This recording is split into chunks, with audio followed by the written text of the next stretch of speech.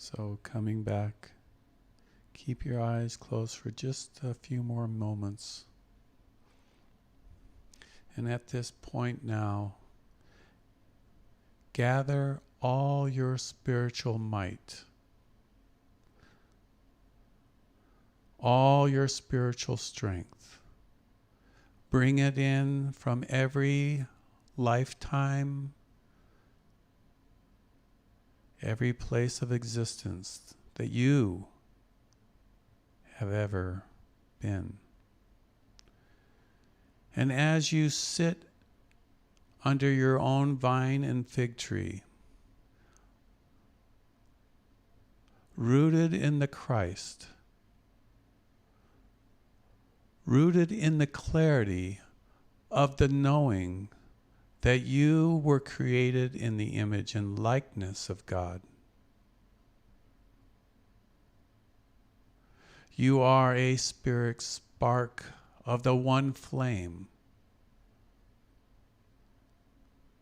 the rightful inheritor of all.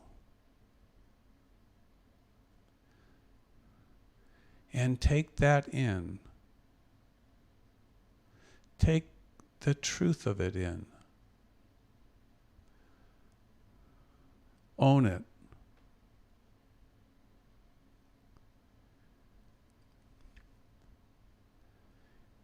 And now, with that wisdom,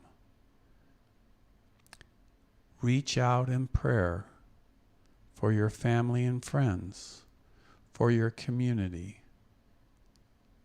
As all the angels now are set to obey the Christ light coming from you, the prayers that you are now releasing into time and space, have a power and a vibration that all of heaven can hear and see.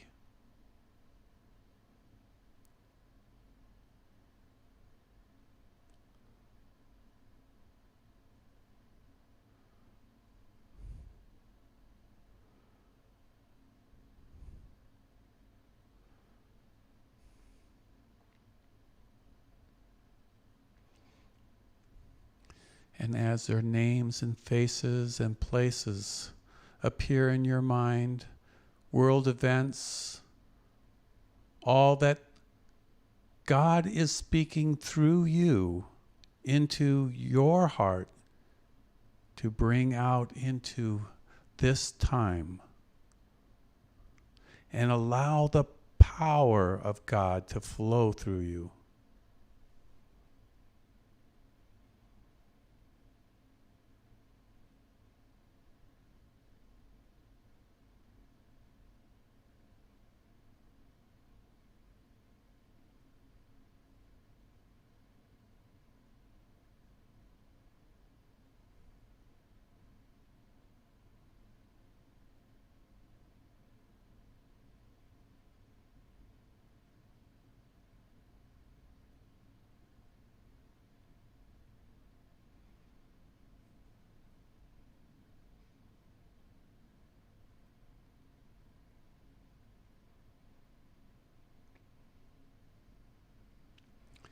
In the name of the Christ, I call to the angel of this temple to gather up these prayers and bring them to the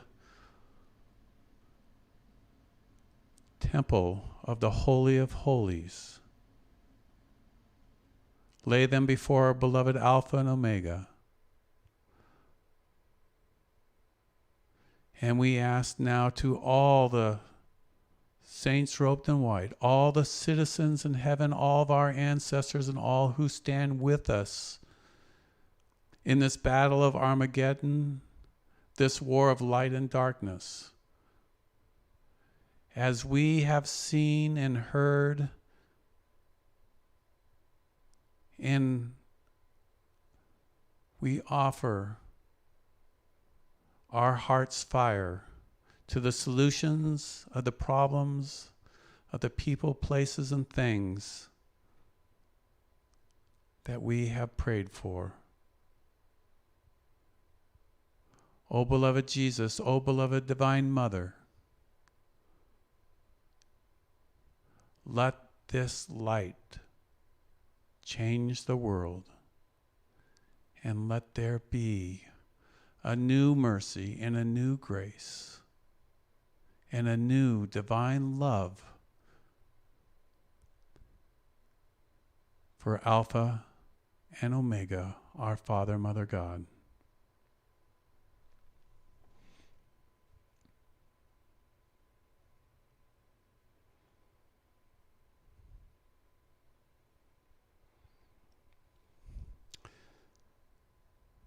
And when you're ready, you can open your eyes.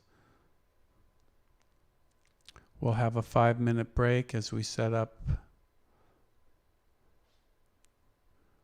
for our beloved guest speaker, Captain Dan Willis.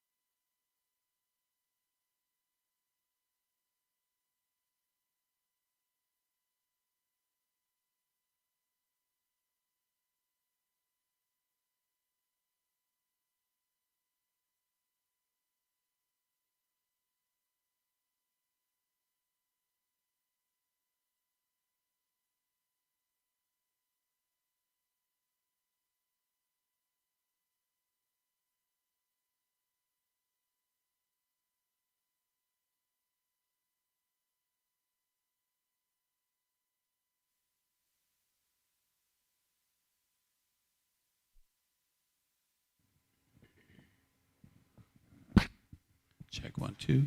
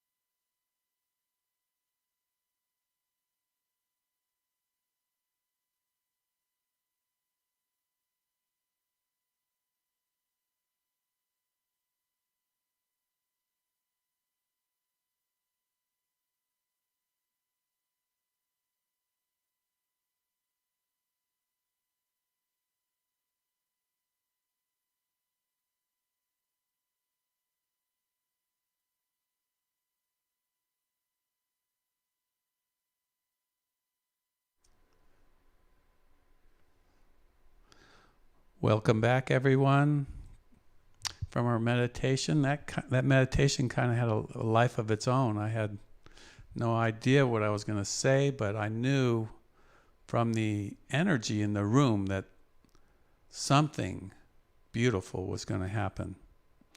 And we had a little trouble with our equipment. And it's funny, for years and years and years, I never had one crash, one anything. But today, probably because Dan is here, that, the opposition tried to stop us, but no way, not today. So Captain Dan Willis, I would say, is a friend of mine, a brother, someone who I met at Quest Haven that I immediately resonated with as a heart of gold, as an emanation of the Christ Spirit in form. To have that reflected to me was a treasure in my life, and the reason why I continue to go to Quest Haven for years and years and years. Dan is going to be talking about embodying the spiritual heart. Perfect for today and what's happening. Dan Willis is a lay minister with Quest Haven and the Christwood Ministry, where he has been associated for 50 years. He served as a police officer for nearly 30 years as a captain of crime, violence, sexual assault, and child molestation homicide detective, SWAT commander, and agency wellness unit coordinator. He is a graduate of the San Diego State University and the FBI National Academy, where he's studied emotional survival and wellness. Dan is an author and a commercially published emotional survival and wellness guidebook, Bulletproof Spirit, which is required reading at the FBI National Academy. He now travels the country providing wellness training to the first responders of trauma, PTSD, and the process of healing, which emphasizes the spiritual principles of compassionate, merciful service. So it's my great honor and my great privilege to introduce everyone to my friend, Dan Willis. Thank you so much, Dennis. And, thank you, and welcome to the Heart Center group. For the honor to be here and to just share with you my own journeys and experiences, and very much appreciate Dennis's introduction. We are indeed kindred spirits, and beyond a blessing to know him. So I want to just share in the little time that we have this morning, talking about embodying the spiritual heart, heart-centered service. The way of the living Christ is a way of living love and of transcendence, of not just feeling love, but actually love in action, doing whatever we can in whatever capacities. We don't have to do anything big or great. It's as Mother Teresa said, if we can just do small things with great love, that is the meaning and purpose of life. That's what makes life exciting and meaningful. That's what enables us to embody the spiritual, to mirror the divine indweller and the spirit of the living Christ that ensouls us. So I've been part, as Dennis mentioned, part of Quest Haven since I was 5 years old or so. My mom would take me and my brothers out there, and she'd give us her watch and say, be back here in front of the church at 12, and we'd run off to all the trails. I love that time. It's just Quest Haven is over 1 square mile of hiking trails through chaparral and oak groves and running streams in the springtime and everything. So for those who have not experienced it, it's just beyond beautiful. And that was one of the main purposes of the Reverend Flowery Newhouse and Lawrence, her husband, and finding a place like that was one of the pillars of their teachings is to experience God in nature, in the beauty and the serenity and the peace that nature affords, and to be renewed, to be inspired, to be taught by nature. So without Quest Haven, because the main, what Quest Haven gave to me and Reverend Flowery Newhouse was that she brought the Christ to life more than any other person I've ever met or heard of or read of. And she embodied it. She embodied him and the Christ spirit and that love. One of my most impactful memories is receiving communion from her. When she would hand you, the piece of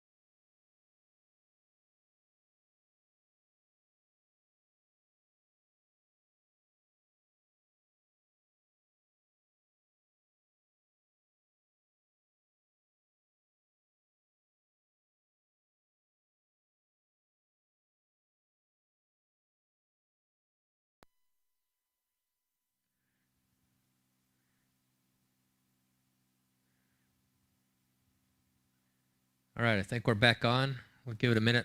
Dennis had to go outside to turn on the power again or something.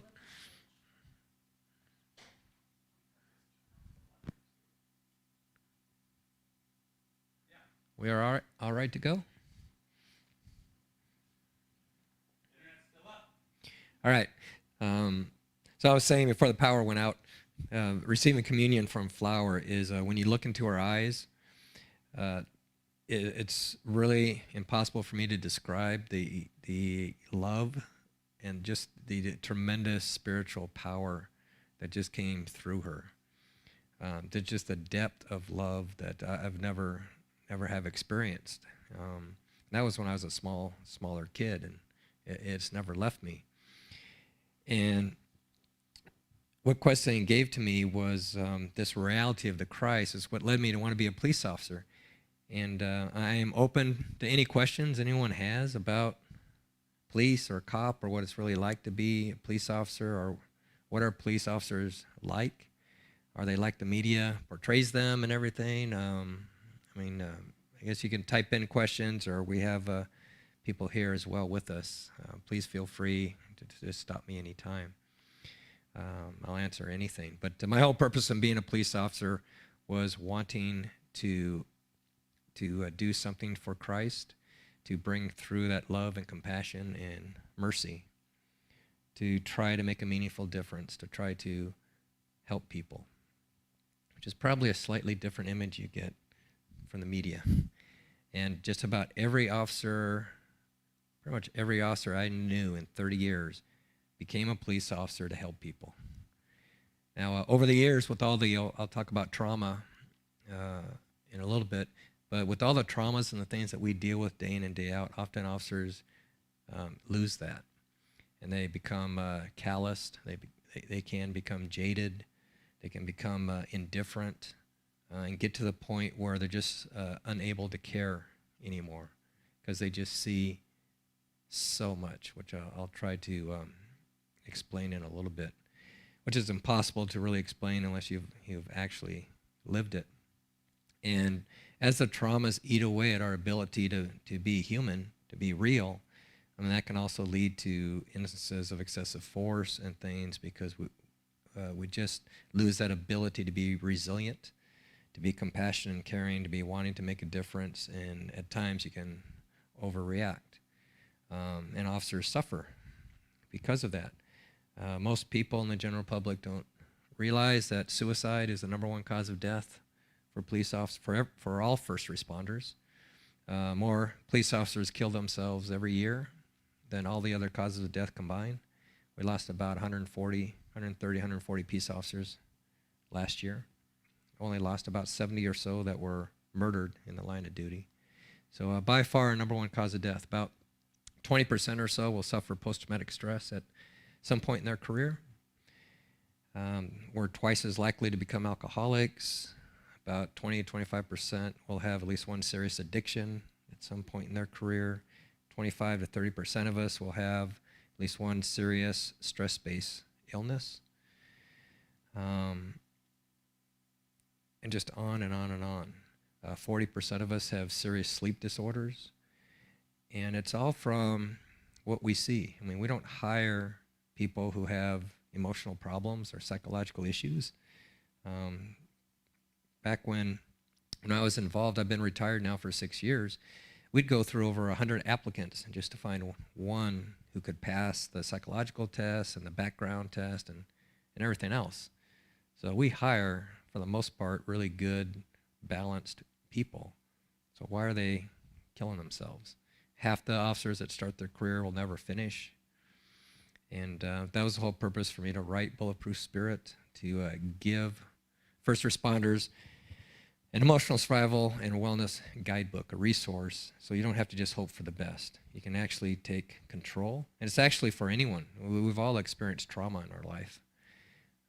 And it's a effective, proactive way to heal from the traumas we experience. And when we talk about trauma is any experience that has the potential to affect you in a bad, negative way over a long period of time, right? We've all had those experiences.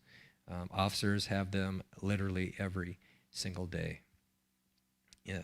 As I go around the country providing my trainings to peace officers, I always tell them, you don't have to be involved in a shooting. You don't have to be involved in anything horrific. Most officers who have post-traumatic stress, who end up taking their own life, never were involved in stuff like that. They were just cops. And the general public doesn't realize that all these heroes who came in to serve their country, to serve their community, to try and make a difference, to try to help, right? They had no idea what they were getting into. And the answer to all of this, it's really a positive message of hope and promise, is that, and that's what I teach. I've taught over 7,000 peace officers, and I've been to 32 states and Canada since the book came out. And the whole purpose of the book and the training is to use spirituality in our service. That the answer to every problem, even to the most horrific trauma that officers or anyone else in life could experience, is spirituality. I don't go into, because it wouldn't be received, obviously, using words like God or Christ, but I bring the Christ through in this training when you're talking about love and compassion and mercy and trying to make a difference and trying to help people, trying to solve problems, to be driven by your heart, to make a difference every day with every call for service, within your agency to make it more professional, with your colleagues to help them out. The people call 911 and we show up at their door, like being driven by our heart, that heart-centered service, which I'm sure you all understand, does more to heal us than anything else. And when we, one of my favorite quotes of anyone is from Albert Schweitzer. For those of you who may not know, Albert Schweitzer is kind of the male version of Mother Teresa. Lived in the first half of the 1900s. Is a great humanitarian. Won the Nobel Peace Prize. He dedicated most of his life to being a doctor in the middle of Africa, places that probably never even heard of a doctor before. And just a great man. And he said that the purpose of life is to serve and to do good and to have the will and compassion to help others. And that those of us who will truly be happy are those who have found how to serve. And how to serve is being selfless, right? Being Christ-like, and that expression of love and a commitment to the betterment of others in our community, and helping to lift each other.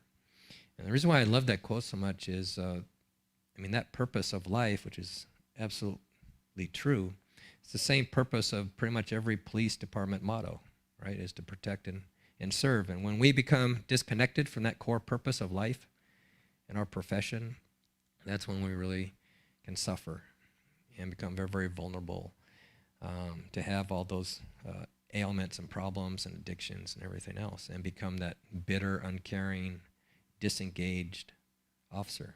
Because if that happens to you or in your own personal life because of what has happened to you, those negative things that can cause suffering, then you're no good to anyone. If you're not able to see crises and sometimes terrible things as opportunities, as challenges, as opportunities to grow, to learn, to heal, to become more whole, as opportunities to practice wellness, to do something that is going to help us not only to learn how to summit that challenge, but to do it with the purpose of, this experience will help me help other people who are going through possibly that same experience. So people often ask me, well, what do police officers see every day? And how can someone who's spiritually minded, if you're saying spirituality is the core principle to heal and to be a loving servant, devoted to a cause greater than ourselves and protecting and giving life to people, which is what we do as cops. We see, obviously, every fatal car collision. We see and go to and have to deal with every suicide. Can't tell you how many different ways people have found how to kill themselves. Every act of violence. Forgotten how many fights I've gotten into, threats against my life. How many child molest cases, how many dead babies. Just on and on and on. And you could have several of those things in one day, in one shift. And then you're supposed to go home and be normal and come back, and you have another dead kid. Or maybe you have another pursuit. I chased somebody once 120 miles an hour who just shot somebody and robbed them and was throwing the gun out the window while I was chasing them. Eventually caught him. I mean, the things we deal with, if an average citizen were to deal with what we see in probably just 1 week, right, they might go nuts, right? They would think there's no way for any amount of money I would ever want to do that. And I was doing it 3 years out of high school, right? And I lived a pretty sheltered life growing up, so I was not suited for what I was about to see. That's why I said, thank goodness I had the spiritual training of Quest Haven and those spiritual principles to teach me, no matter how bad things got, never lose sight of why you're doing this or why we're here. We're here to learn the lessons of love. And I love police work. I mean, I could list all the bad and horrible things that I experienced, but now being out of it for 6 years, I every day for these past 6 years, pretty much every single day, I have thought about it. I'd loved police work so much. I missed it every day. I wish I was still doing it right now. Mostly because the tremendous amount of good that can be done with every single call, whether it's a kid that crashed on his bicycle or a homicide scene. Right? There's opportunities to affect people's lives, to do, even if you're just listening to somebody compassionately. There's just so much opportunity to do good. And of course, my greatest regrets were those times, especially early on in my career, where I might not have been as aligned with the spiritual purposefulness of that type of work, and maybe not doing things when I could have really helped because I wasn't interested or had something better to do, or it wasn't real police work, whatever it is. Real police work is helping people. And the stuff that's going on now that we see in the media and the riots, and not only is that just added trauma that these heroes have to deal with, it's how it's portrayed in the media, mostly peaceful. Like when I hear that, I think about, well, if my wife is, because they said, there's some study and 93% of all the protests were peaceful. So when I hear that, I think, okay, well, if my wife is faithful 93% of the time, I'll probably still have a problem, right? If you have 1,000 protesters and 10% of them are rioters, 100 people with Molotov cocktails and baseball bats and guns and lasers that are blinding cops' eyes and everything else and setting things on fire, that causes a lot of problems.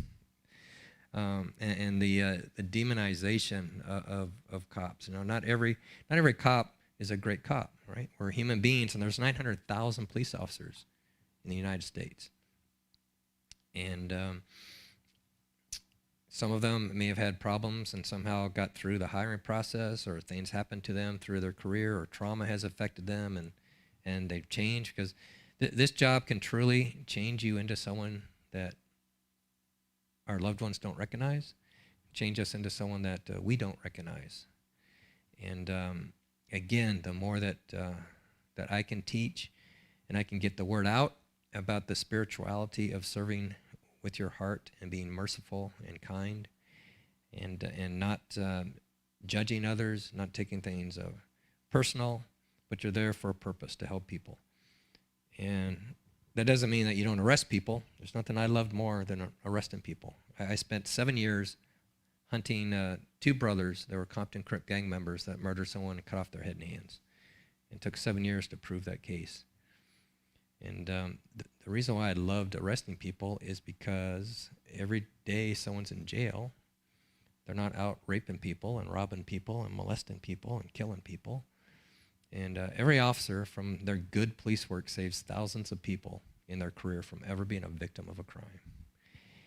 And there's great nobility in that. I think there's great spirituality in that, in protecting life and preventing evil, the darkness, from having its way. And the only thing that's standing in the way of that are first responders, right? Are cops. And they're not going to be able to serve and do what we demand and need of them if they're not spiritual in their service. Yes? So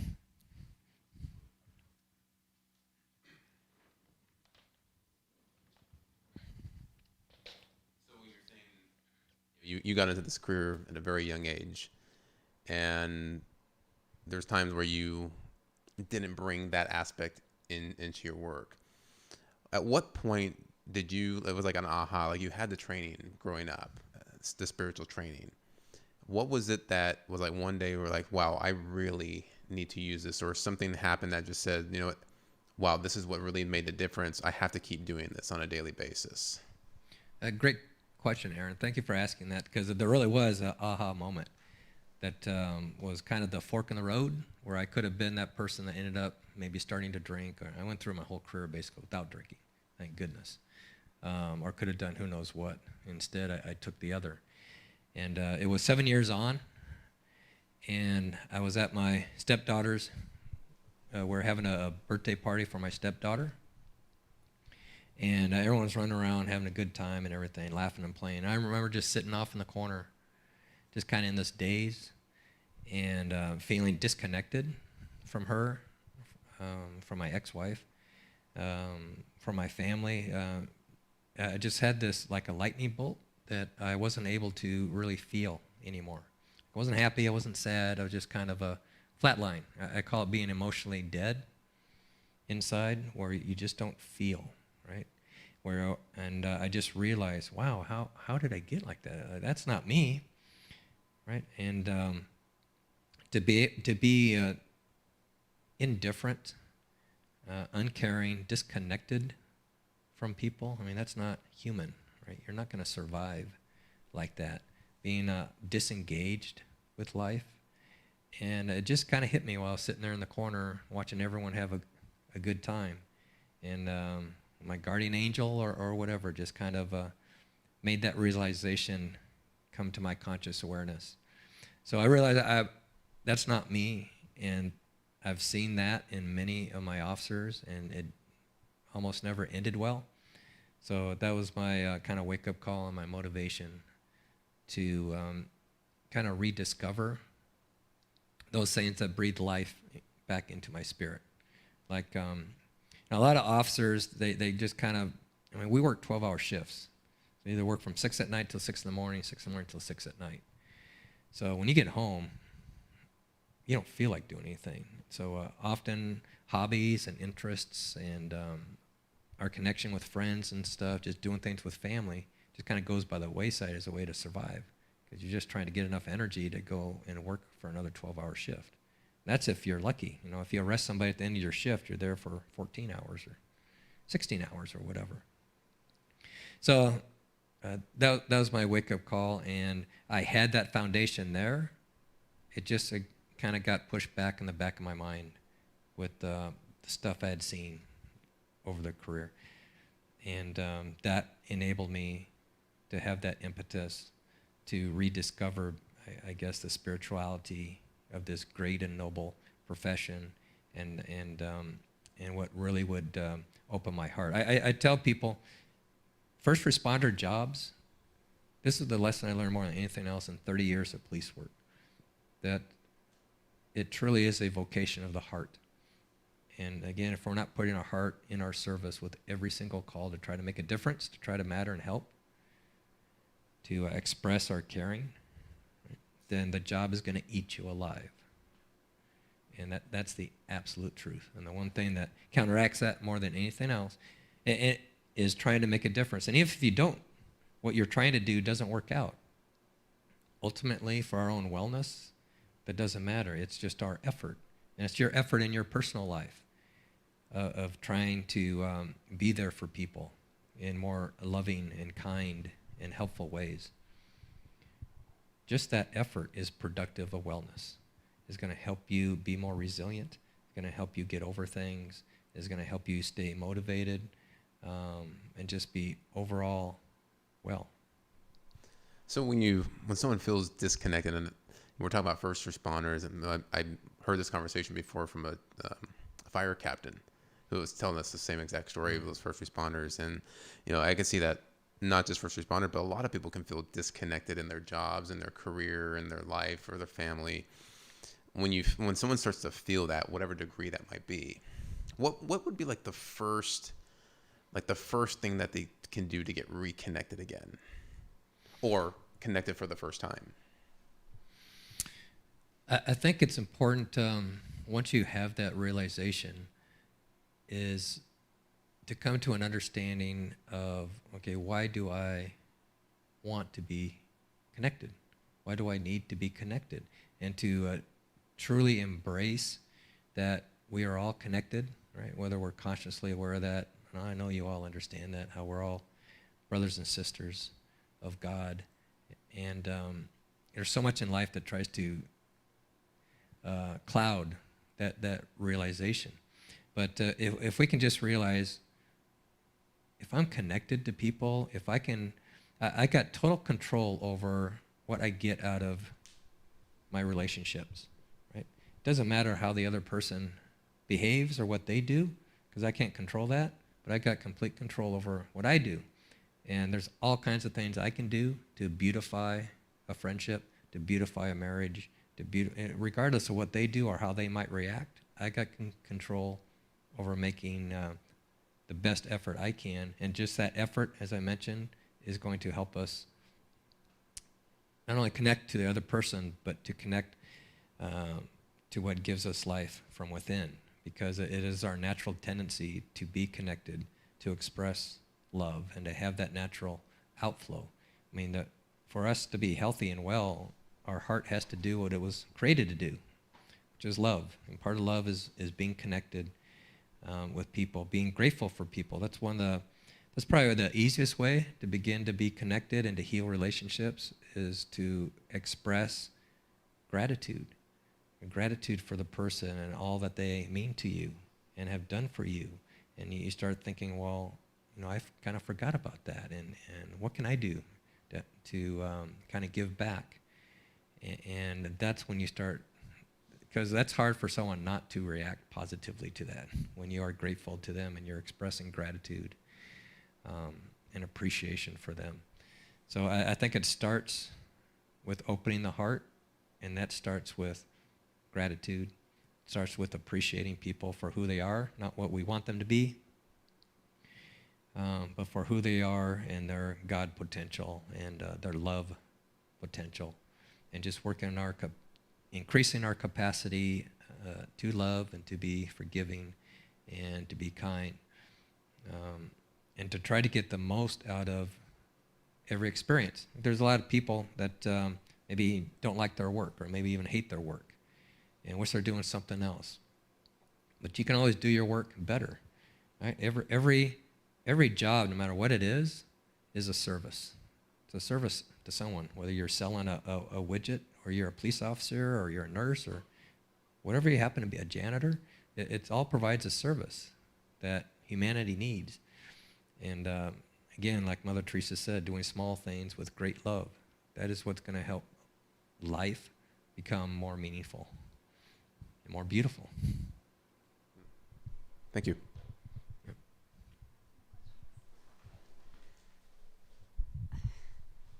First of all, I want to thank you so much for being who you are and doing what you do.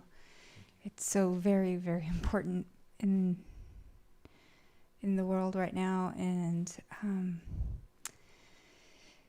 mean, it's not just for police officers and law enforcement. I feel like just being alive, the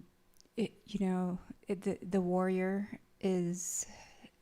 takes the warrior spirit within us. It takes so many hits just getting through life, and that all the analogies and the tools that spiritual journey gives us,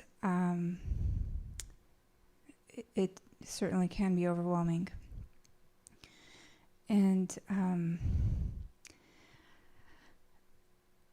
I feel like this is just the law enforcement aspect of our society is just a manifestation of how much the divine masculine has suffered because of emotional neglect and being cut off from the heart and being cut off from spirituality from millennia. Mm-hmm. And the masculine is within all of us, and so it's hurting all of us. And my question is, how do you open up this subject of heart and love and spirit in places of our society where one would imagine it's the most difficult to pierce into? Like in a law enforcement crowd? Yeah, or the FBI. Well, you touched on something that's very interesting and funny sometimes. Cops are the most cynical, the most suspicious, many times the most angry, bitter, frustrated people I've ever met in my life. They're doing the greatest job in the world, protecting life, right? That should be life-fulfilling and ennobling and inspiring instead of sapping the life out of us. But I typically start in my presentations. I was just in Nebraska, actually, last week, 250 peace officers and police chiefs. And I start off, raise your hand if you are the same person you were when you got hired. And in this room, let's say there was 250, there was actually less than 10 I'm sorry, I back up. There was nobody that raised their hand. Not one out of 250. I was thinking of the next question I asked them. Not one out of 250 cops. And some of them have been doing it for over 30 years, they're chiefs and everything. Then I asked, how many of you, raise your hand if you loved your job when you first started it? And every hand goes up. And I ask them, how many love your job now? And that's when less than 10 raise their hand. And every single one of them, by not raising their hand when asked if you're the same person you were when you got hired, acknowledges the job has affected them in a bad way. Their health, their family, their well-being, their view of people, their view of the world, and all that. And from a room full of cops that loved what they did, and every single one of us loved it when we got hired. to have maybe 5% say, yeah, they still love their job. I mean, that's a shame, because they got people's lives in their hand and the ability to affect people's lives. So that's an immediate kind of awakening for them in my classes, to where they acknowledge, yeah, I'm different. I don't like my job like I used to. I know it's affecting me in a lot of bad ways. What can I do to change that? So they're kind of open to that. Then I get them to reconnect with why they want to be first responders or police officers in the first place. Because we all came into the field wanting to help people. But many of them forget that over the years. Like, how many times can you be spit on? How many times can you be called, names you never even thought these words could be put together? Just on and on and on. And you think, a lot of cops think everyone should be in prison. 99% of the people in the world are crooks, when really only about 1 or 2% are. So they get this jaded, horrible view of people that makes them not like their work. And that's what makes them vulnerable to suffer all the mental and emotional impacts. So just by letting them understand they are different and that they're not helpless to change that, and this is how you change it. And I go into that lesson, that this is a vocation of the heart. And even the most hardened cop knows that, right? Because we've all have had a hand in probably saving at least a couple lives in our career, not to mention the countless other ones we've affected. And then I give my own personal example. I have other examples of people who have come through it all. People have been in shootings and suffered post-traumatic stress and everything, and have come through it. And one of the main things they say is, I use this example, a friend of mine, I filmed Mike Spears, who got involved in a 13-minute gunfight. 13 minutes is a long time. Probably the longest fight I've been in was a minute or two, and it seemed like a week. If you're in a 13-minute gunfight, that's got to seem like a year. And his two partners were critically wounded. Mike, though, never got a scratch, but he was probably more wounded internally than his two partners. And as he's going through all his horrible symptoms and stuff he experienced after a shooting, his message at the very end is, every single call make a difference, right? That's the one thing that's going to help heal from the traumas. And this is, I'll just share this story with you. It's one of the most dramatic ways that I experienced I can come up with that really illustrates this whole point. So my last year of working, I was the patrol captain, commander of our patrol division.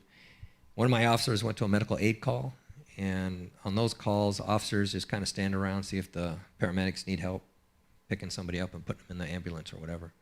Then you clear it, forget about it, go to the next call. So this was an older couple in their 70s. They were both very, very frail people, very, very poor. And the wife had congestive heart failure. She was having problems breathing, so the husband called 911. By the time my officer got there, the paramedics were already there, working on the wife. And as he tells the story, as he stepped into this house, the air inside was just so disgusting, and the house smelled so bad, and there was trash all over the house. And we've been in many places like that. This is one of the more disgusting ones,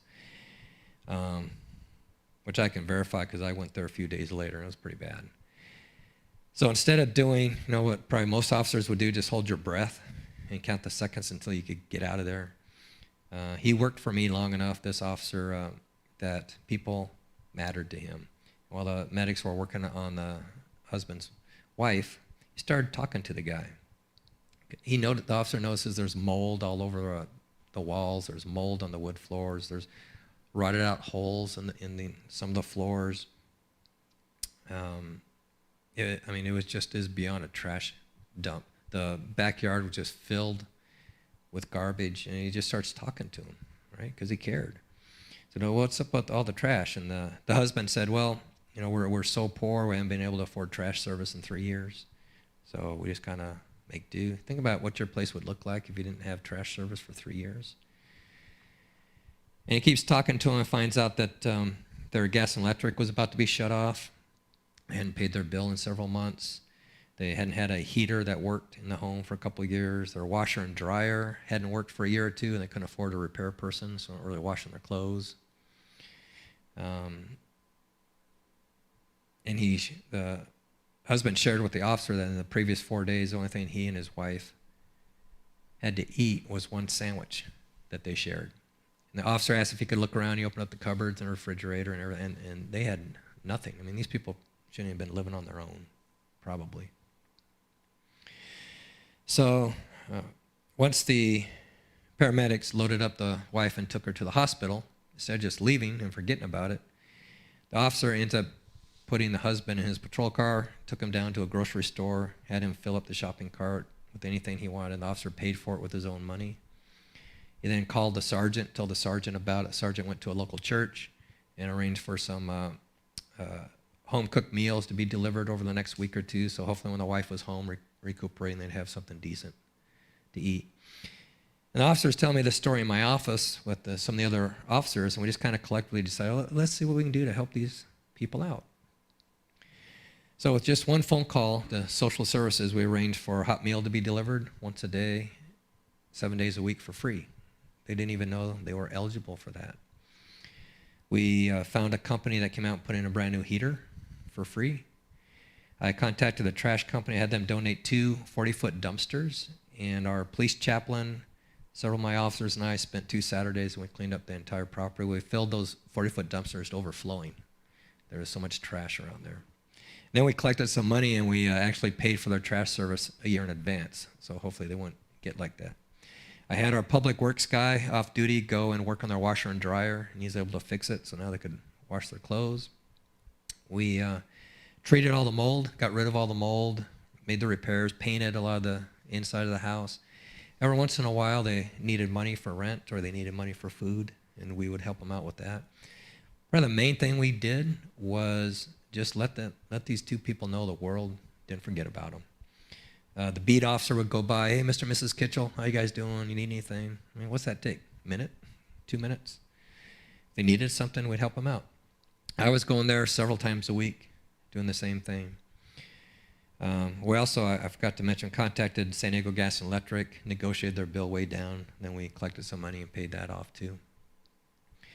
So this was going on for about 6 months, and I was over there visiting, and the husband said, Captain, just wanted to thank you and your officers because I never thought anyone would give a damn about me and my wife. And he actually passed away a couple weeks after that. He had bone and lung cancer, which nobody knew about until after he passed. And with his death, she had way too many expenses and everything. She couldn't come close to paying her rent or even getting food. So we helped her out with that again. Did all kinds of things with her, to taking her to Social Security office and helping her get her affairs in order and just all kinds of things. And I was thinking, okay, this is 6 months we've been helping them out. Now she's just her alone. How much longer are we going to be able to keep helping her? And I asked her if she could find her rental contract. This was just a rented house. So she found it. She gave it to me. The landlord had written on the very top, as is, thinking that absolves them of any responsibility to have a livable house.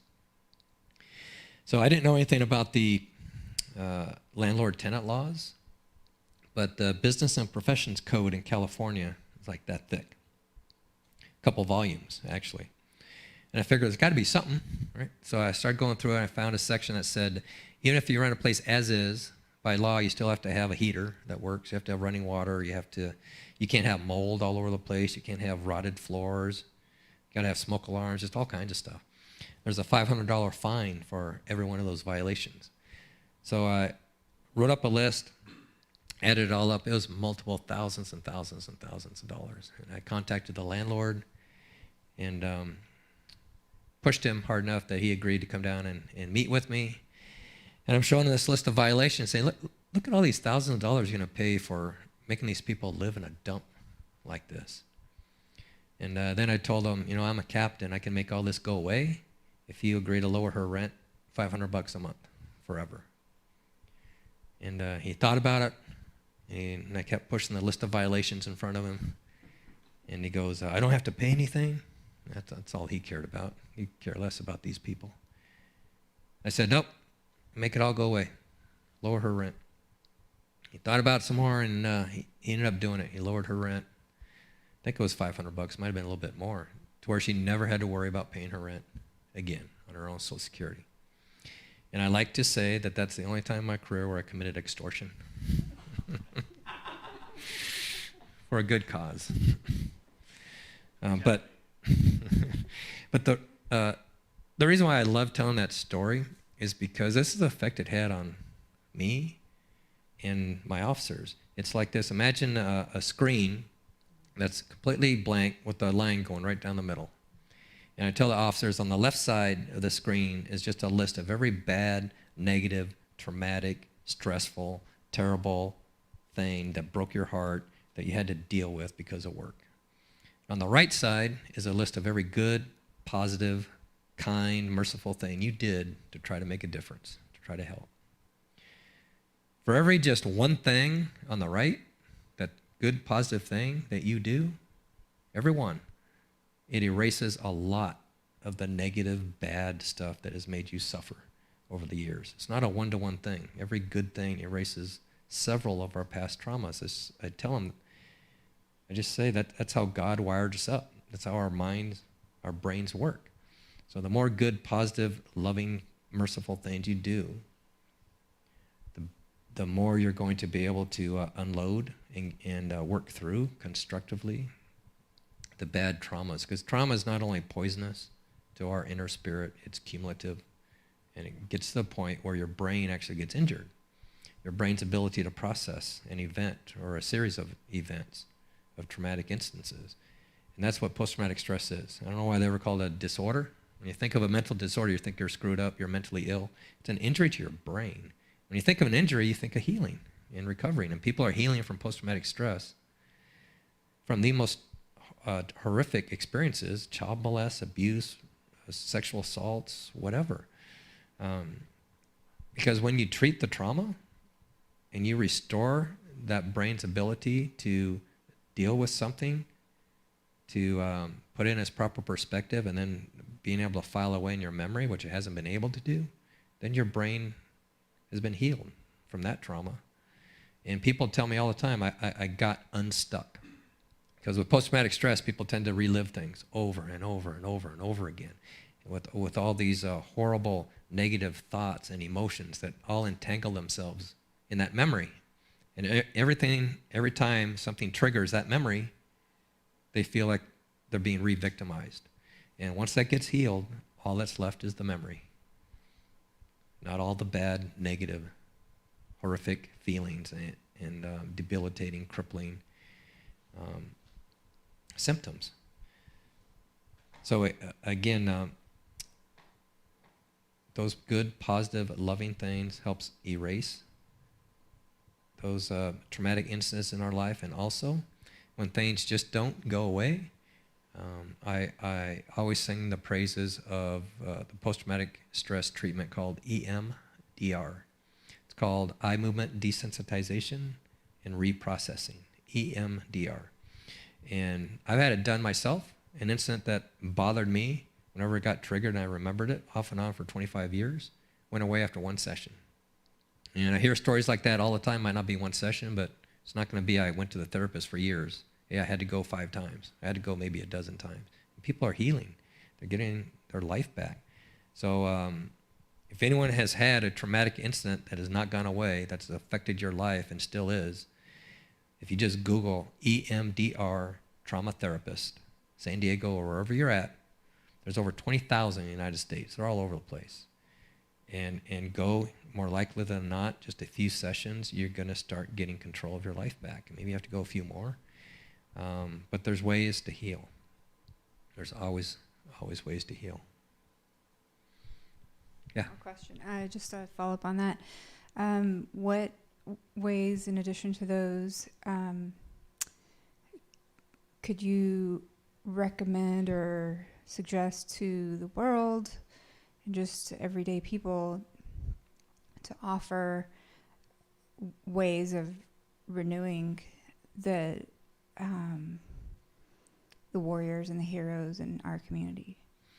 For us to do it within ourselves, do you mean? I mean, what can the community offer, and what can just people, if they have a member in their family or know a friend who is in law enforcement, what can other people do to help renew and resource and replenish? Because I think that's why trauma doesn't get healed, and when people react negatively and respond out of cruelty or whatever, it's because they've been depleted and just wiped out, and they're hurting, and they're not getting replenished. Find ways to support the person, right? To listen to them. Listening is huge, because when you listen, you're actually showing you care about someone. And when you're suffering, you don't think anyone cares, right? Everyone could care less about you. But when someone actually gives the time to listen to you, to just offer them, like for example, with an officer, hey, I notice you haven't been yourself lately. Let's go get a cup of coffee. Or I'm just concerned about you. If there's something I can do, please let me know. I'm here for you. Just those simple few words can really change and maybe even save a life, because they're thinking no one cares, no one notices, I'm on my own, no one else is feeling what I'm feeling and suffering the way I am. That's that connection, right? That's so vital to us as human beings. It is to be able to reach out to someone and just let them know you're there, that you're there for them. Also, I because there's so much in the book that I provide that's just not on my experiences. There's a ton of science.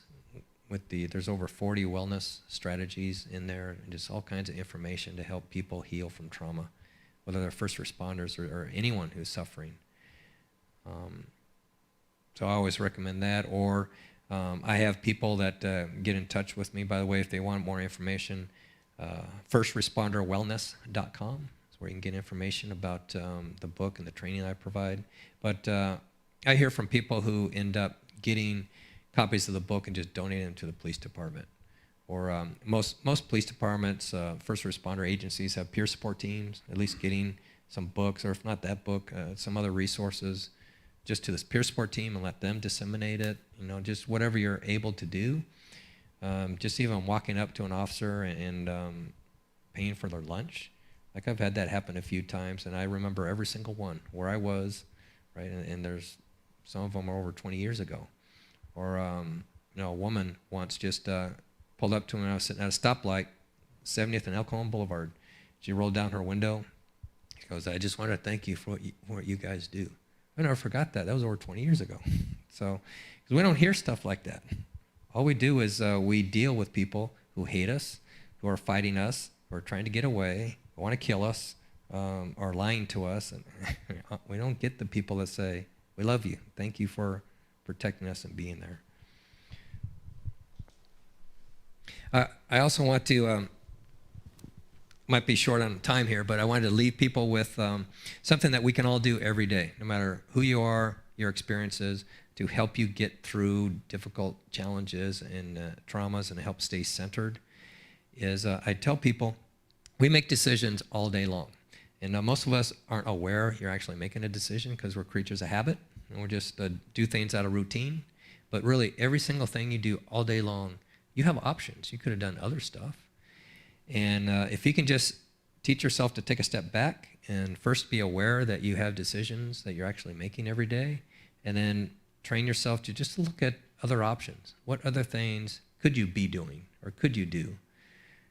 And then learn to decide to only do those things that are the most compassionate and the most life-affirming.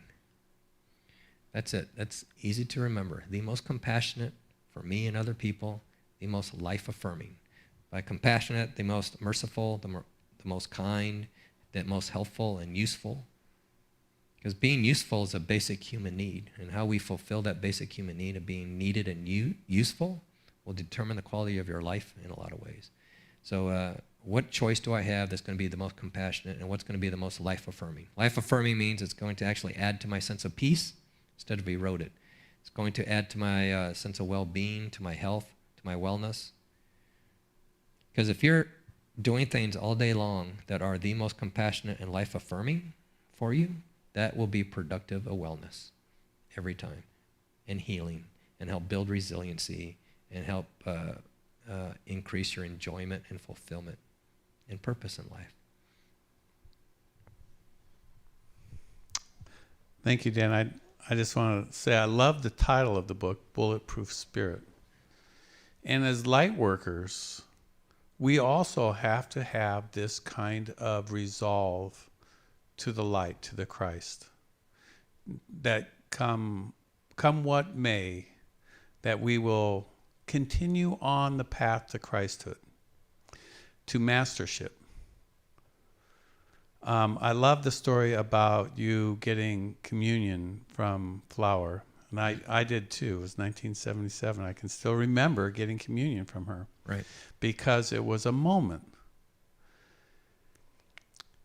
And as a light worker, we have to get to the place of being able to transmit through our eyes the love of Christ, the enlightenment of the Buddhas, of all that is beautiful and holy. And that should be a goal that we should all set before ourselves so that we can show the reality of the Christ, of the masters, of the living God. Some people have never felt the presence of God in their life. And that is the anchor point in every soul. They have to have that one encounter that will stick with them the rest of their lives. And after that, you'll be bulletproof of the snares and the arguments of the world. And that encounter with Christ is an encounter with love. I mean, pretty much every single person in prison is there from a lack of love, either because of how they were brought up or what happened to them as kids or who knows what. And the Christ is love personified. And the more love we can infuse into this world, then the more we're finally going to help the Holy Ones create a heaven on earth. The other thing that I saw when you're giving your description of, your daily life as a police officer, and I saw that Jesus went to hell for 3 days. He went and preached to the people in hell for 3 days after he was crucified. And in a lot of ways, you're going into situations that are even worse than probably hell in those crimes that police officers see. So what can light workers do? What can we do as light workers here in the Heart Center community, Ascended Masters, and all spiritual people? What can we do to lighten the load of these warrior angels called police officers? In the Heart Center, they have a prayer for first responders and police officers that they pray regularly. And I shared it with you, right, Dan? Mm-hmm. So that the light heals, the love heals. Love is light. Light is love. It's energy. And when we invoke it from our Father, Mother, God, the angels come and they deliver it to those who are suffering. There's a prayer for police officers. There's prayers to the warrior angels, to Archangel Michael. There's prayers to all the angels, Archangel Michael's. And these prayers can be given as they're rhythmic prayers. They can be given in such power and light that they funnel down from heaven these megawatts of light that make the difference. So light workers we can, as a spiritual community, make those prayers to lighten the load that some have to carry, you know, the military and the police officers and firemen, doctors and nurses, and all those in those category of serving, you know, even ministers have quite a load to bear. And the light comes and gives them joy, gives them inner peace.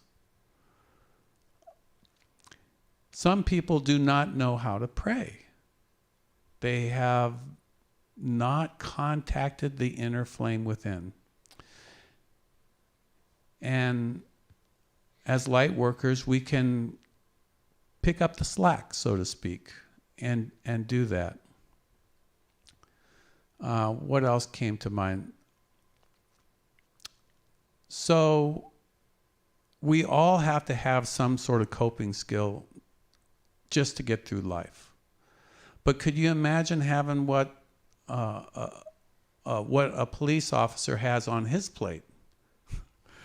You know, that's like times 100 or whatever, you know, with the stress and the trauma on a nightly scenario. You know, it's big, but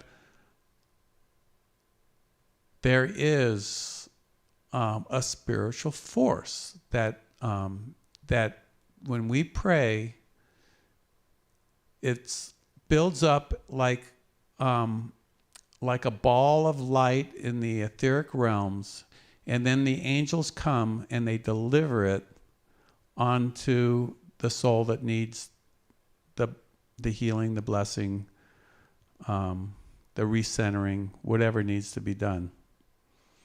And that happens all the time. I've seen it. I know it. So I want to encourage all of our heart friends to continue making those prayers for police officers and to Archangel Michael.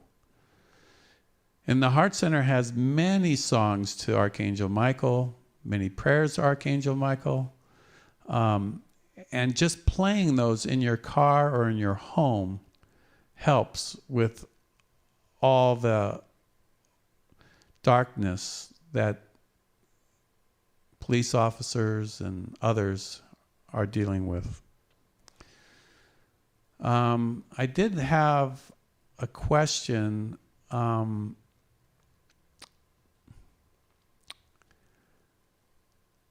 But now I lost it for you, Dan.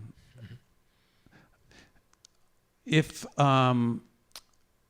you're interested in the book, I will have a link on the YouTube channel and on the Facebook where you can purchase the book on Amazon. I'm buying a book tonight. Have Dan sign it for me. And I'm going to ask the Heart Center to carry it on their website, on their books, on their book list to have. I have to read it first. But I feel it's an important book that needs to be out there. I can just feel it. Is anybody else have any other questions?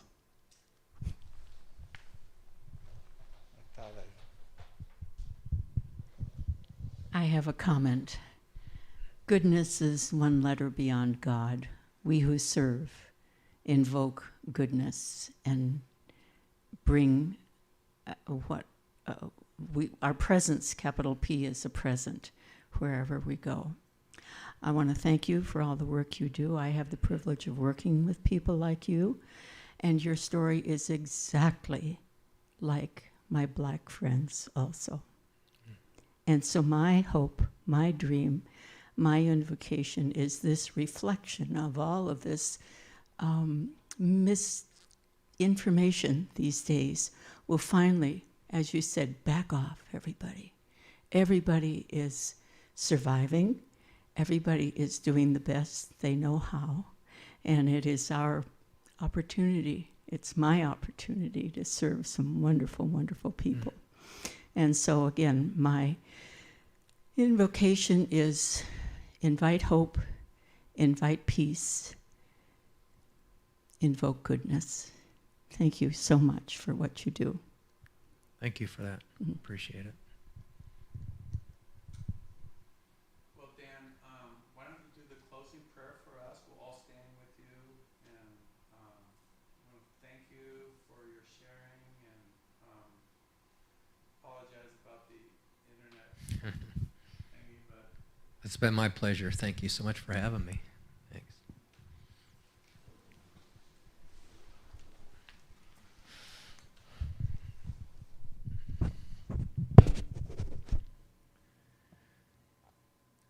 O wondrous and eternal, beloved Lord Christ,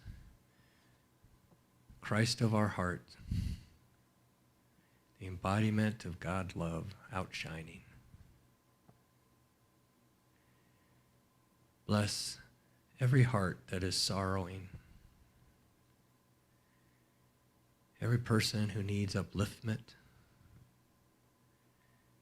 every person who may be ill or suffering in any way.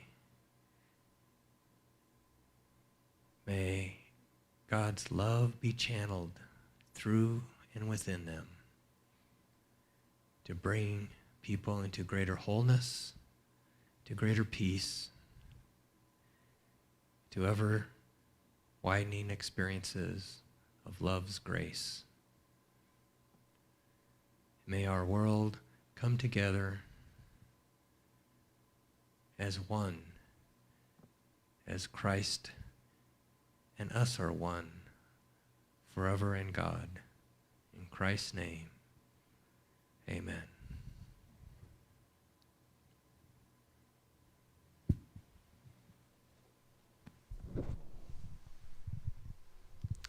good night, everyone. God bless you.